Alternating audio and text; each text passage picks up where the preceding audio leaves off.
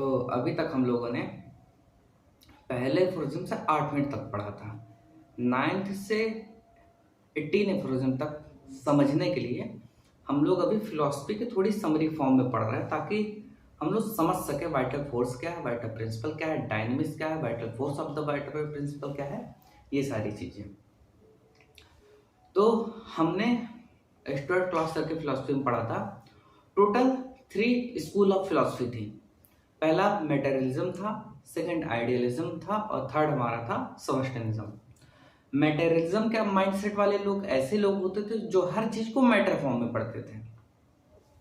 ठीक है, सॉलिड होता है, लिक्विड होता है, गैस होता है, लॉज ऑफ मोशन होते हैं, केमिकल प्रॉपर्टी होती है, जितनी फिजिकल प्रॉपर्टी होती है, सब किसके अंदर आते हैं? मेटेरियलिज्म के अंदर आता है। आइडियलिज्म के अंदर क्या क्या आता है? जैसे कॉस्मिक एनर्जी क्या होती है, भूत प्रेत आत्मा स्पिरिट सोल, ये सारे किसके अंदर आते हैं? आइडियलिज्म के अंदर आते हैं। और सबस्टेंसिज्म जो था, ऐसी डॉक्ट्राइन थी जो कि मेटेरियलिज्म को डिनाई करती थी। ठीक है, तो जो होम्योपैथी है इसका पॉइंट ऑफ व्यू क्या था? तो हनीमैन सर को बोला जा रहा था कि ये कैसे थे, ये आइडियलिस्टिक थे। और अगर हमें डेफिनेट बोलना हो और अच्छे फॉर्म में बोलना हो कि हनीमैन सर कैसे थे, तो हमने बोल सकते हैं हनीमैन सर का जो पॉइंट ऑफ व्यू था कैसा था? वाइटलिस्ट था।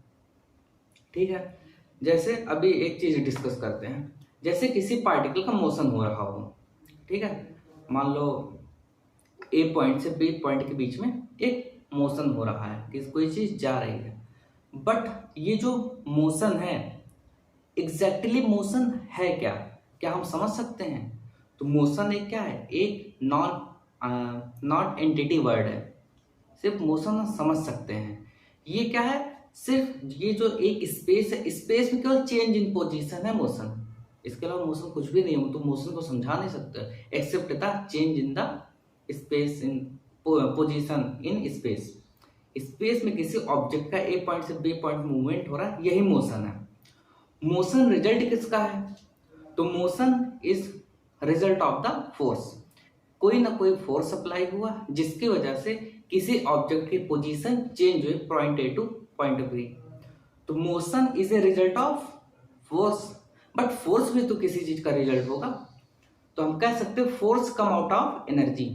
कोई एनर्जी थी, उस एनर्जी से फोर्स बना, उस फोर्स ने किसी ऑब्जेक्ट को पॉइंट ए से पॉइंट बी तक मूव किया। बट क्या ये जो एनर्जी है ये भी कहीं ना कहीं से तय होगी? तो वो जो एनर्जी है it is result of something, और किसी ना किसी चीज का रिजल्ट ही है जो एनर्जी मिल रहा है। और यही एनर्जी क्या है? सबस्टेंशियल है, सबस्टेंस है, एक सबस्टेंशियल सबस्टेंस है। तो हम लोग मॉडर्न साइंस में जब केंट फिलॉसफी पढ़ते हैं तो केंट सर कहते हैं जो हमारा फोर्थ स्टेट ऑफ मैटर है वो नॉन मेटेरियल सबस्टेंस है।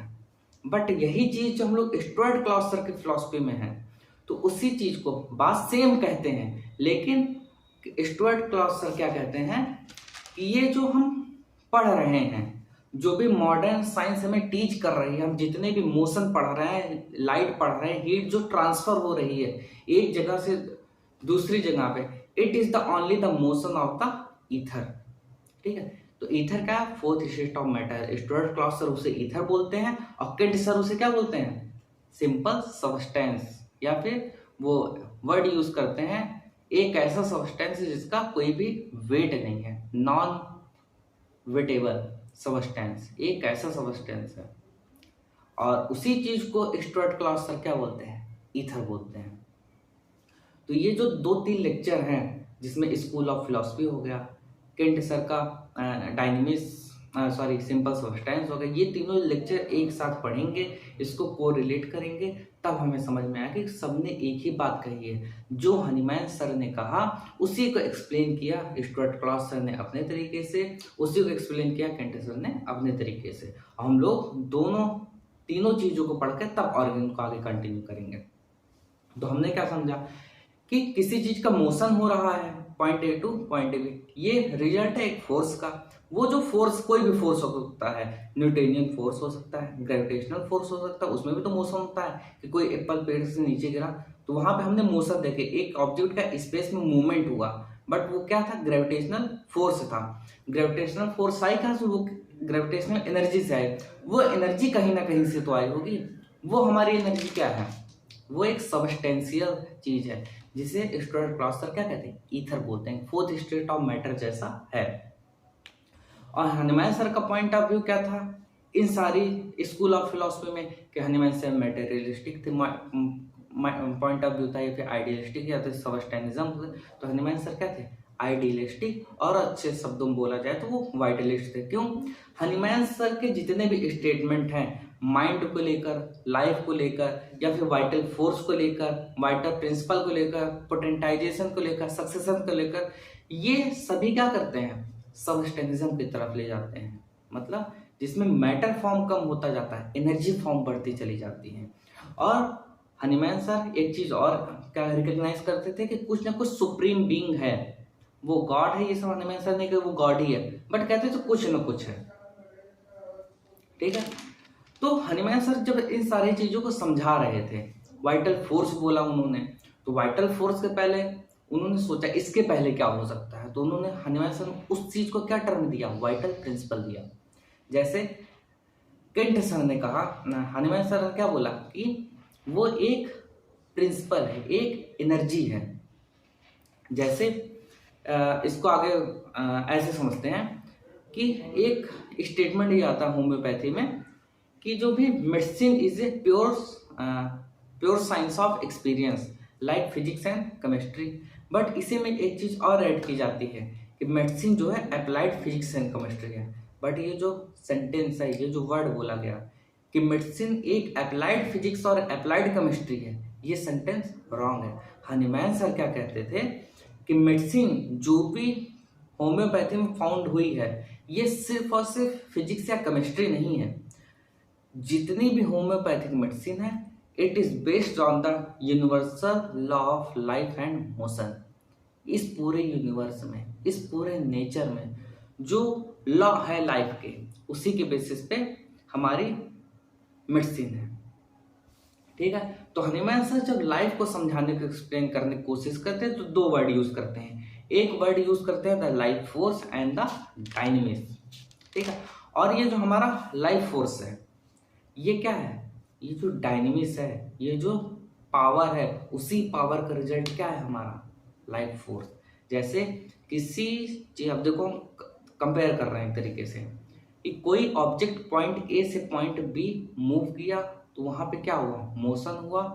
वो रिजल्ट किसका था, हमारे किसी न किसी फोर्स का था।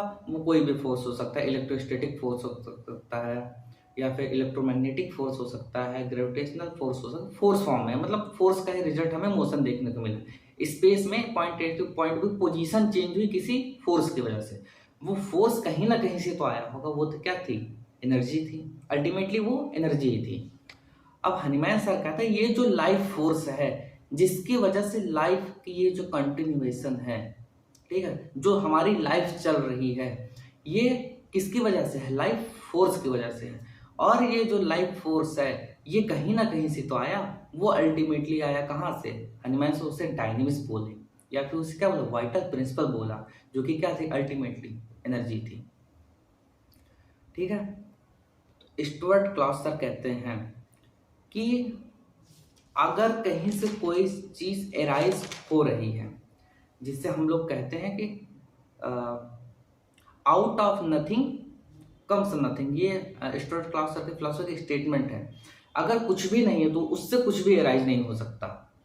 जैसे बिग बैंग थ्योरी को एक्सप्लेन किया गया कि जब कुछ नहीं था, पहले यूनिवर्स ठंडा था, फिर एक एनर्जी एक्सप्लोड हुई, तब आना शुरू हुआ। बट क्या सिर्फ एक्सप्लोजन से ही पूरे यूनिवर्स एक्सपैंड कर दिया, वो उसके पहले कुछ ना कुछ तो रहा होगा जिसकी वजह से इतना बड़ा यूनिवर्स एक्सपैंड हुआ। तो वो जो कुछ ना कुछ है, उसके पहले भी कुछ ना कुछ होगा। ठीक है, तो अगर समथिंग गिव समथिंग, अगर कुछ भी नहीं है, तो उससे कोई भी चीज़ एराइज नहीं हो सकती। तो हम कह सकते हैं ये जो ऑर्गेनिज्म है, ये जो पूरा वर्ड बना है, it evolve out of something, किसी ना किसी चीज़ से ये इवॉल्व हुए हैं। भले ही हमारी बॉडी के एक सेल क्यों ना हो, ये हमारे टिश्यू का, ये कहीं ना कहीं से बने हैं। ठीक है, out of nothing nothing comes, कुछ भी नहीं आता, अगर कुछ भी नहीं है तो कुछ भी नहीं आएगा। ठीक है, तो हम लोगों ने गाना नहीं सुना, जब कहीं भी कुछ भी नहीं था वही था वही था, वही क्या था? कोई उसे गॉड के फॉर्म में देखता है, कई उसे एनर्जी कहते हैं। हनीमैन सर क्या कहते थे? वो एनर्जी बोलते थे। यूनिवर्स अल्टीमेटली क्या है? एक एनर्जी ही है। एनर्जी से हर चीज़ क्या हुई है, हमें देखने को मिलती है। तो जितने भी ये जो लाइफ है, जितने भी डिजीज है, ये हमें जो इफेक्ट देखने को मिल रहा है, ये इफेक्ट क्यों देखने को मिल रहा है? लाइफ फोर्स की वजह से। जितने भी हेल्दी कंडीशन देखने को मिल रही है, जितने भी डिजीज कंडीशन देखने को मिल रही है, मतलब जो भी हमको मोशन देखने को मिल रहा है, मोशन किसी फोर्स की वजह से था। तो जितने भी हम लोग को डिजीज देखने को मिल रही है, जितने भी हम लोग हेल्दी कंडीशन देखने को मिल, वो लाइफ फोर्स की वजह से था। और लाइफ फोर्स कहाँ से आया? लाइफ प्रिंसिपल की वजह से आया। वो लाइफ प्रिंसिपल क्या था? एक अल्टीमेट एनर्जी थी। तो ए पॉइंट से बी पॉइंट पे जो मोशन हो रहा था, वो किसी न किसी फोर्स की वजह से था। और फोर्स कहाँ से आया? एनर्जी। और एनर्जी क्या होती है? Can neither be created, can not be destroyed. ये केवल एक फॉर्म से दूसरे फॉर्म में चेंज हो सकती है। तो स्टुअर्ट क्लॉस सर क्या कहते थे? स्टुअर्ट क्लॉस सर कहते थे कि हनीमैन सर को ये चीज पता थी कि फोर्स और प्रिंसिपल, फोर्स और एनर्जी दोनों अलग अलग हैं। बट जब उन्होंने चेंज किया वाइटल फोर्स से वाइटल प्रिंसिपल में, तो वहां पे यूज करते समय एक दूसरे की जगह क्या है? मिक्सिंग हो गई। मतलब बहुत ही अप्रोप्रिएटली वो अलग नहीं किया कि उसे यूज कैसे करना है। बट हनीमैन सर के माइंड में ये चीज बिल्कुल क्लियर थी कि डायनेमिक्स अलग है, एनर्जी अलग है और फोर्स अलग है। तो हम लोग जब जॉस्ट कुंजली सर की ऑर्गेनन पढ़ते हैं, उनके ट्रांसलेशन, या फिर आर रडजिन सर की जब ट्रांसलेशन वाली चीज पढ़ते हैं, विलियम बोरिक सर की, तो हमें बीच बीच में उसके देखने को मिलता है, जहां पे हम लोग को कई सेंटेंस मिल जाएंगे।